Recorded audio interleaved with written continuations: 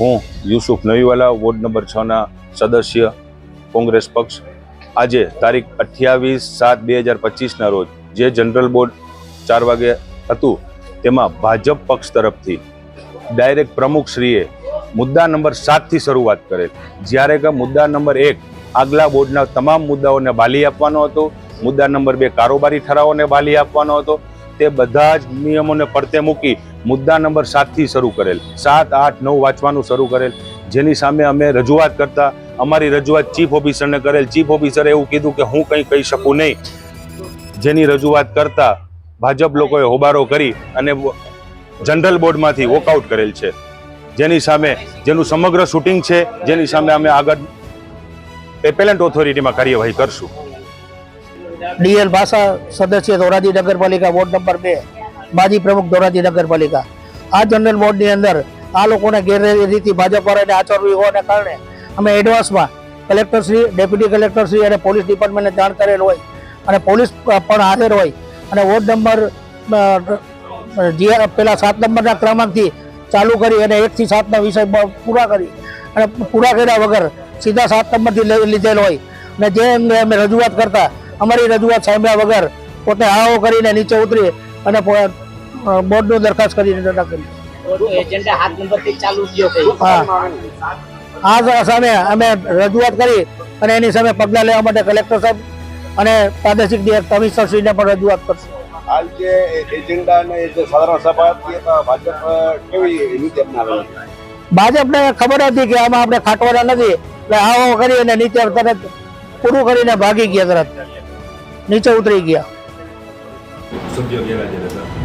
General બોર્ડની શરૂઆત પ્રમુખ સ્થાનેથી મુદ્દા નંબર 1 થી થાય.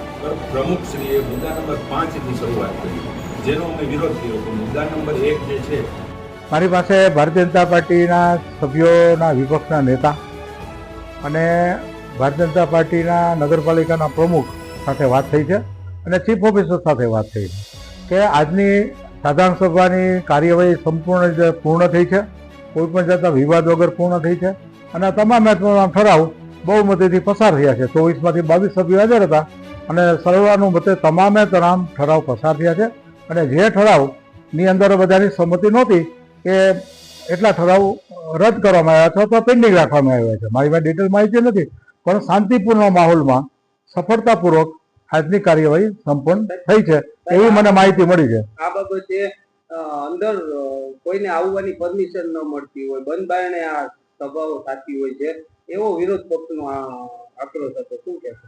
આમાં એવું છે ભાઈ કે નગરપાલિકાનું સંચાલન નગરપાલિકાના ચૂંટાયેલા સભ્યો છે, એમાં જે પ્રમુખ હોય, જે બહુમતી સભ્યો ભારતીય જનતા પાર્ટીના છે અને એના પ્રમુખ છે અશ્વિનભાઈ ધોળકિયા, પારુલભાઈ અશ્વિનભાઈ ધોળકિયા, તો એ નિર્ણય કરતા હોય છે.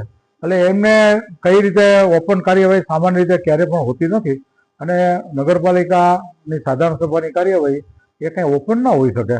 એને એ બધું પ્રમુખને અને ચૂંટાયેલા બહુમતી સભ્યો નક્કી કરતા હોય છે અને એ જે નક્કી કરે એ પ્રમાણે કાર્યવાહી થતી હોય છે. કોંગ્રેસ દ્વારા વિરોધ કરવામાં આવ્યો હતો, છતાં જનરલ બોર્ડમાં બધાને બેસવા દેવામાં આવ્યા હતા.